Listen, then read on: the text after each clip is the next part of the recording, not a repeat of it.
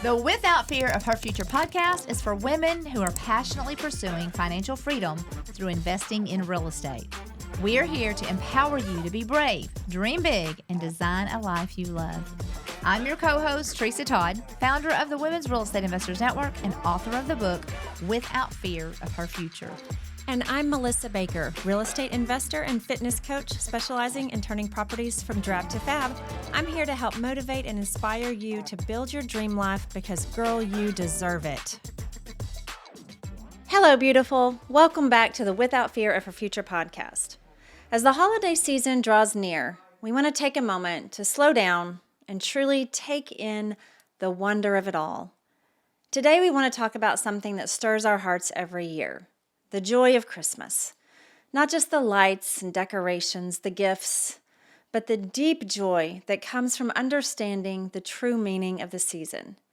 So grab a cup of coffee or a hot chocolate and settle in with us for a few moments as we revel in the joy and the excitement of Christmas. Yes. You know, it's so easy to get caught up in the hustle and bustle of Christmas and It forget is. what it's all about. It I is. have 11 grandkids, so I can get caught up in the shopping for sure, and it can get a little overwhelming to go out shopping. But I enjoy it, and I actually love the Christmas season. It's so fun. Yeah. It's so fun. So let's talk about, in the midst of all that, so with 11 grandkids, joy is easy to find because these little ones, I mean, at Christmas time, the wonder, they just light up, looking at the trees and the lights and the gifts, and it's so fun to imagine Christmas through their eyes, and we can remember, from when we were young. But let's just talk about the joy. It's such a beautiful thing, and it's not something that we create, right? Like joy just is, and it's the source that creates the joy in us. So let's talk about that because it's not happiness. Happiness is very circumstantial. Let's talk about joy and what that really means. Joy is a choice. We have to choose to walk in joy no matter what's going on in our life. That's true. And I mean, maybe this Christmas is a sad Christmas. Maybe you've lost somebody or gone through a divorce or gone through something really, really tough. And I want to just say it's even more important to push through for the joy and finding it. And remember that no matter what's going on in our life, it's temporary. This too shall pass. And if we can just remember that what Jesus did on the cross for us, we are heaven bound, and this is all temporary. Yeah. You may not be happy. That's where the happiness being circumstantial. Right. We have things that make us happy, things that make us not happy. But that joy, I think, just knowing, having Christ in our hearts and staying centered on that during the holidays, that's the true meaning of the season, right? Without Jesus, we wouldn't be celebrating Christmas, right? And it's gotten so commercialized that, you get caught up in that and you can lose the joy. I think it's important to stay focused on that true meaning. Yeah. Whenever I think of joy as a choice, I remember the first Christmas, this was years ago, that I was divorced and my kids were not going to be there for Christmas, on the actual Christmas day. Yeah. And when I realized that, I had to make a choice. I could either feel sad for myself, feel sorry for myself. And I was just, I knew, for me, what I learned is that Christmas is not about a day. And so they may not be there on Christmas Day. That means we're just going to have our Christmas the week before or the week after. And that's what we've done their whole entire life. So we've seldom, especially now as they've gotten married and I have daughter-in-laws that sometimes they go to their moms. It's never been about the day. We just find a day to get together. Right. And that's what we make it about. But I remember that very first one. I made a choice. I was going to be all by myself, and you'll never believe what I chose to do. What did you do? I decided that I was going to clean my carpets on Christmas Day. So I went out and I rented a carpet cleaner, and I got up on Christmas morning. So I did that the day before, and I also went and got like my favorite things. I bought chicken salad because that's what I love. And I got a whole pecan pie and just a few little things like that. And so I woke up that morning And I, first of all, just cleaned all of my carpets. I got that out of the way. So my house was clean, my carpets were clean. And I ate my pecan pie all day long and my chicken salad. And I read a book that I had been really wanting to read. And I will never forget it being a good day. And Yeah. just, I was so filled with gratitude that I got to do that. And then when my kids came home, we, had Christmas with my parents and everything was fine. But I just had to make a choice. Right. And then I just decided that every year, if it wasn't the year that I had the kids, and again, now that they're all married, whatever day that we get together, that's when we choose to celebrate Christmas. I have a similar situation in the being divorced from my kid's dad. The first year that I didn't have them on Christmas morning, it was kind of a choice because I wanted to be able to fly home and be with my parents. And the only way I could do that was by letting them be with their dad Christmas morning and then picking them up and flying home and being, Christmas night with my parents and my children, so the whole family. And I chose to do that. And in me doing that, the first year, I kind of did it the second year because I thought, well, I can see my kids on Christmas Day. It's not he gets them one year and I get them the next. Right. We can do this, my family.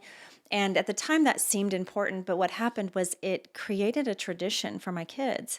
And so this probably makes some moms cringe, but I've never been with my children on Christmas morning. Now, that being said, there came a time where I created my own traditions with the girls. But I had to step back and say, I have beautiful Christmas memories as a kid.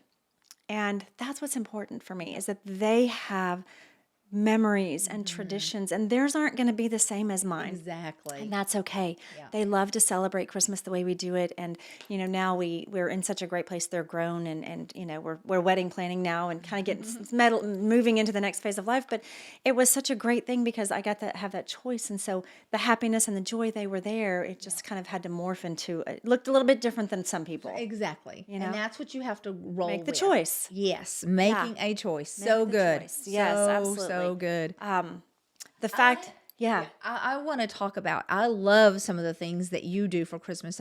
You've shared with me about you buy your girls 3 different gifts. Let's talk about that and the meaning of those. And all Yeah. that. So this is where my joy as a single mom, I know some of our listeners can relate to being kind of a broke single mom.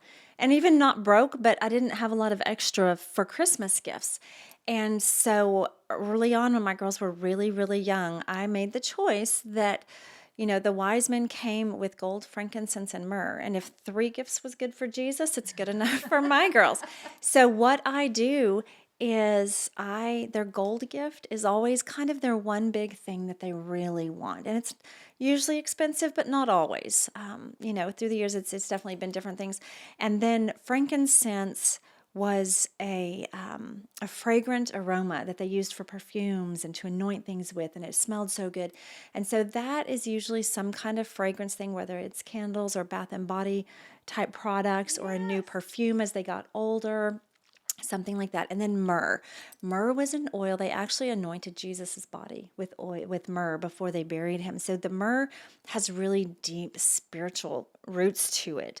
And so their myrrh gift is always something spiritual. So it's a new journal, a new Bible, or a book, or, something along that lines to help them grow spiritually. And I have to add in here, this is really, you can only have so many devotionals and books and Bibles and things, when you're young, and there was a year that money was so tight, and I was trying to think of what I was going to do for them.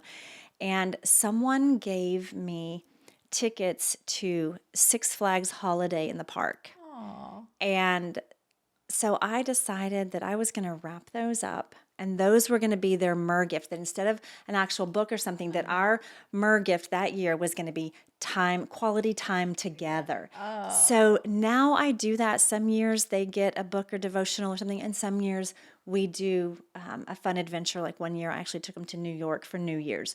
That was their myrrh gift. Now that was a little bit more, and after I was, able to afford it, but it kind of was something really special, and they loved it. We had such a great time at the holiday in the park, and it didn't cost me, the gas money driving over. Yeah, I love that.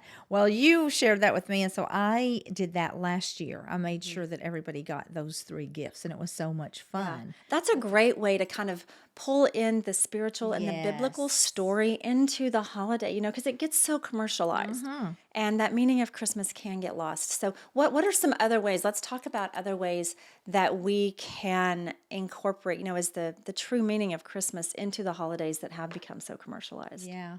Well, one of the things that we have done for years and years and years. So when my kids were little, we started this.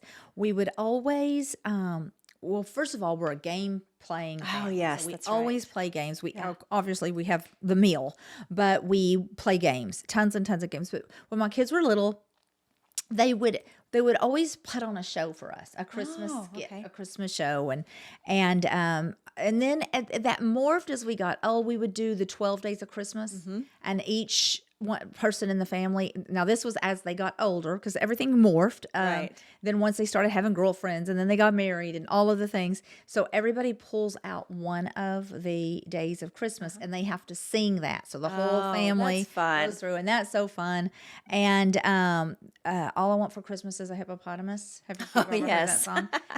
Kelton is my youngest son, so he always sang that. Oh, I love it. And then when my niece was young, the two of them would sing that together. And so now that's, we will do that.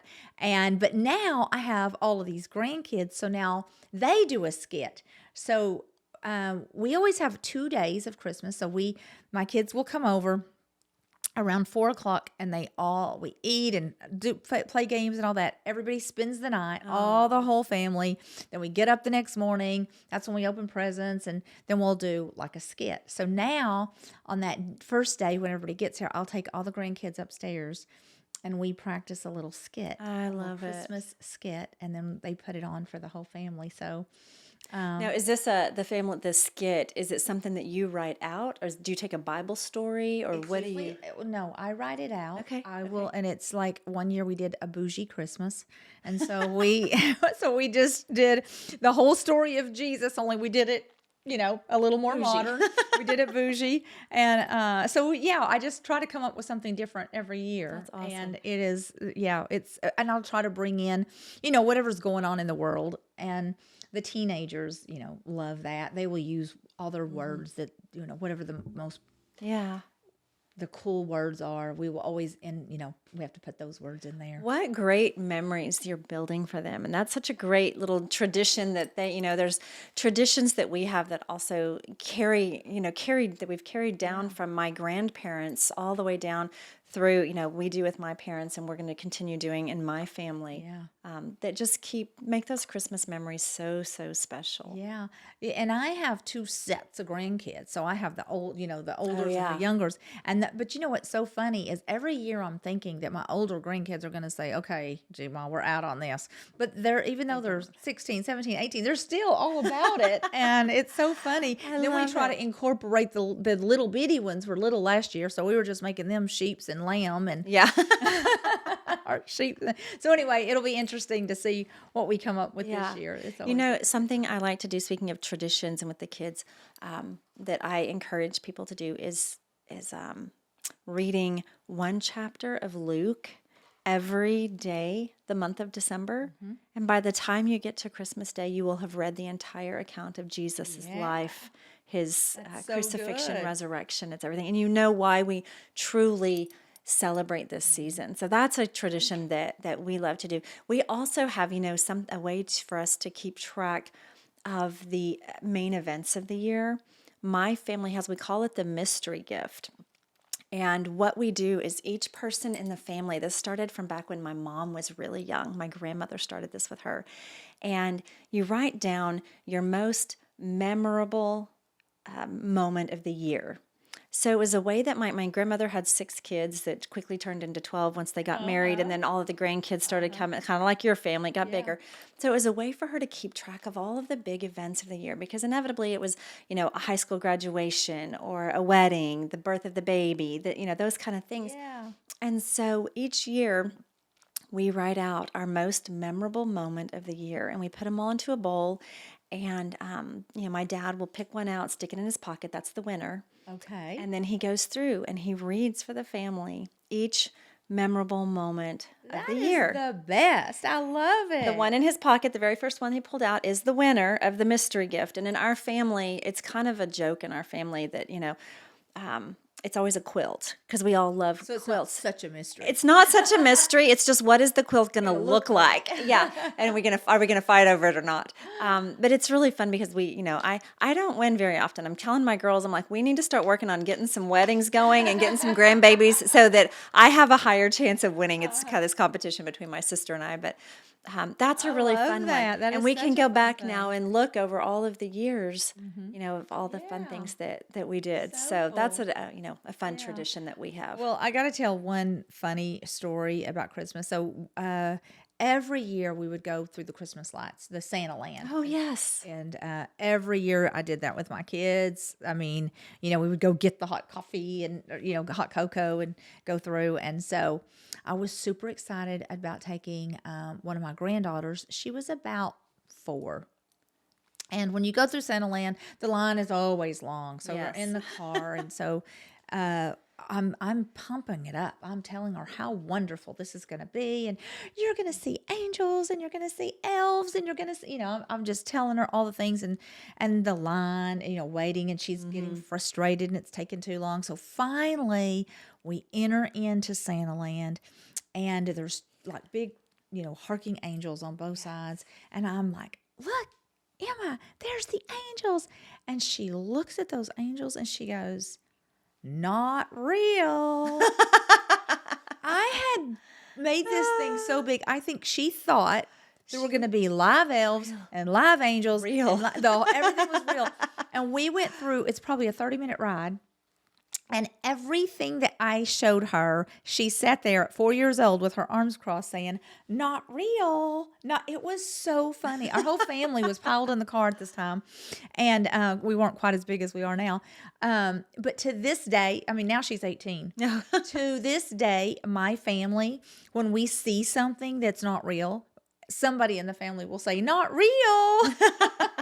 That became a memory in its own. That's funny. Yeah. That's amazing. That's So sometimes amazing. you're trying to make wonderful memories and they don't always work out. Yeah. Well, it's the memory, right? That's It's right. the memory and the story that's being passed down. So what are some ways, let's talk about ways that we can weave Jesus or some of those scriptures into our holidays. How do you do that? Yeah. Especially with so many kids. Yeah, I think by doing exactly that, having a skit that's around Jesus and some, and I know, I wish that we were a singing family. I love when I see families singing the Christmas carols together. Yes, That is I not us. Nobody would want to hear either. that. Us either. Yeah. So yeah, I love to hear about other people's traditions about, I was reading about a friend of mine's tradition that they take just regular Christmas balls and they paint little paint pens, I guess, like a scripture on their Christmas balls before they hang them on the trees. And I thought that was really creative. I loved that. And I actually asked Callista, I told her, that's my youngest daughter, I said, I'm going to be talking about the joy of Christmas on the podcast. I said, what about Christmas can you say truly brings you joy? And I tell you, without skipping a beat, she said giving. Oh, I thought, wow, she's 21. yeah. Of all the things she could say. And I said, giving. She said, yeah. She said, getting a gift for someone and watching the joy it brings them when they open it. She's like, that's joy, Mom. Oh, I'm like, she's well, probably a good gift giver. she is. Yeah. She is. And she puts a lot of thought into her gifts. Her gifts definitely have a lot of heart Yeah. in them. So I thought that was really sweet. That's And I know in the past we have done, and I know that a lot of churches do things like this. We usually do the angel tree. Some of the malls or shopping centers have angel trees. And I've loved doing that. These last few years as we've been able to give, there was a lot of years as a single mom, I didn't have the means to give much extra. And I love being in a position that now I can to give and to teach that to my girls so that they can definitely teach it to their kids, Yeah, I'm glad you mentioned that. That is one of the things that we do. And it was always fun. Each one of our boys would choose an angel off the tree. And Was then it always the one that was their age and wanted the same things that they wanted? and then we took them shopping and they got to get Yeah. the gifts. And then later on we did toys for tots and those kinds of things. So yeah, that is what it's all about, is giving. So yeah, this season, think about that. Not only, just for your family, but how can we be a blessing to those that Yes. are less fortunate than us? And Yeah. Yeah. but I will say my favorite thing about Christmas is knowing. I already now anticipate just knowing that all my family will be here and we're going to eat and we're going to play games and we're going to open presents. It's just something I just look so forward to. Yes. It's such a fun time. Yeah. I we'll all be together as well. In fact, we have several Christmases because we still have Christmas with my parents. And then we have some extended family that we do. So it's kind of like yours. It's not just a one day, Yes. 2 or 3 hours together. It's a lot of time at a couple of different places. But I think that really just, the celebrating the entire season. It's not just a day. Yeah. It's like you said, we may not be on Christmas Day, but we're celebrating the season. We're celebrating the birth of our Savior. So it doesn't matter if we do it on December 25th That's or right. before or after. Exactly. You know. Exactly. And again, I just want to celebrating. mention, we're a close family. You've got a wonderful family. It's not ever been anything stressful for me. But I do know there's a lot of people that are dreading, as much as I'm looking forward to it. There's a lot of people dreading it because Yes. it could be a stressful time. There's, it could be a toxic family. There could be, so make wise decisions about what you're taking, what you take yourself into, what you take your family into. Maybe it is a season where you change that tradition and you don't Right. have to put yourself in a position, especially put your family in a position that's not, it's all about it's about a time of joy and peace. Right. And if you're, if it's not peaceful in your family, maybe you say a quick hi and bye and Yeah. Or remove yourself altogether and Yeah. start some new traditions, absolutely. in a different way. It's, I think just keeping our eyes and our heart focused on the true meaning of the holidays. That's right. The family gatherings are great. The gifts are great. The lights, I love Christmas decorating. It really is a happy place for me. If I'm honest, for those who don't know me, I put up my Christmas trees November 1st, and they stay up, and December 26th they come down. Yeah. Once it's over, I'm done. But I love putting them up early because it just brings me so much joy. So I would say for people who have, the hard times, although that brings me joy and it's where I find that's not what's important. Right. The important thing is being with the loved ones. It's celebrating the birth of the Savior. It's having that source of joy deep inside of us. So if you're not in a good situation or it's not a good year or it's a hard year, you can still find the joy by kind of digging inside yourself, deep inside, and focusing on the things that you do. Because at the end of the day, we have Jesus, and you can have Jesus, and that's where the joy is. That's who brings us the true joy, in the Christmas season, and always really. Because, like you said, it's a choice. Yeah.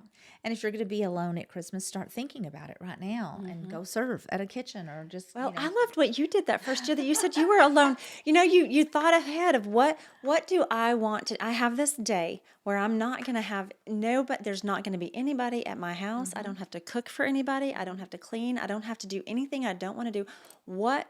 And it brought me joy to have well, some, yeah. my carpet clean. And the traditions, it's really funny. My alone traditions, and my girls kind of giggle about this, is they know I buy the presents for the whole family, not just my girls, but anybody else that I'm buying presents for. And it is just known, don't bother mom on Christmas Eve, because my girls are with their dad on Christmas Eve. That's always been his big time. It's Christmas Eve and Christmas morning. They know I am wrapping presents, and I will sit down, Christmas Eve in the afternoon and with usually a Hallmark Christmas movie on, or one of the old traditional movies on, Christmas. And I start wrapping, and I will spend 4, 5, 6 hours wrapping, because it's not just about putting paper on the gifts. I like to do some frou-frou on them and make them pretty. And She does a beautiful job. I don't find the same joy in wrapping presents as she does, but I love that you do. And you wrapped my entire family's presents last year. I did, and I wrapped a true friend. I wrap my sisters every year.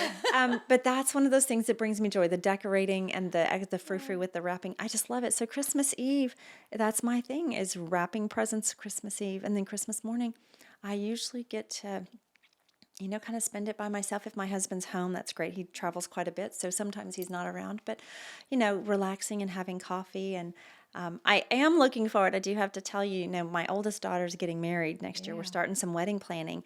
And I did put the request in that when grandbabies start showing up, that some traditions are going to have to change, because I don't know that I'm going to go Christmas mornings without seeing grandbabies with, Christmas. I'm not sure. We'll have to change some traditions when that happens. Yes. Well, my daughter-in-laws are so sweet to always invite me over on Christmas morning to watch the kids open the presents. Isn't that fun? It is fun. They're just so fun at Christmas. So fun at Christmas. Well, that's the whole point of this today, is just hoping that you remember the reason for the season, and it's joy, and you can choose joy, and you have plenty of time right now. If it's looking like a bleak Christmas, figure out a way. Maybe you invite some other people that don't have family to your house, and y'all cook a meal together. Or go serve somewhere. That's right. There's probably lots of places where you could go serve and give of your time and the resources that you do have. That's a great thing too. I love it. Well, we want to thank you so much for joining us today. Before we leave, if you have some really cool traditions in your family, we really want you to drop those in the comments. Share them with us, because we would love to share those in one of our episodes, because, Christmas traditions, there's some really neat ones out there. So we'd love to know what you do with your family for Christmas that has created some tradition, and how do you bring Jesus into the season? So on behalf of the Women's Real Estate Investors Network, we just want to wish you a very, very Merry Christmas and blessings to all of you during this season. So thank you, be brave, and dream big. Listeners, if you're aiming for financial freedom, dreaming of designing a life you absolutely love, or just curious about how real estate can transform your future, you're in the right place. Yes, ladies, if that sounds like what you want, our masterclass is the key. It's easy to understand, super straightforward, and packed with all the secrets you need to start investing in real estate confidently and successfully. Why wait to build your dream future? Join us and let us make your dreams a stunning reality. Just click the masterclass link in the notes below. And we can't wait to begin this journey with you.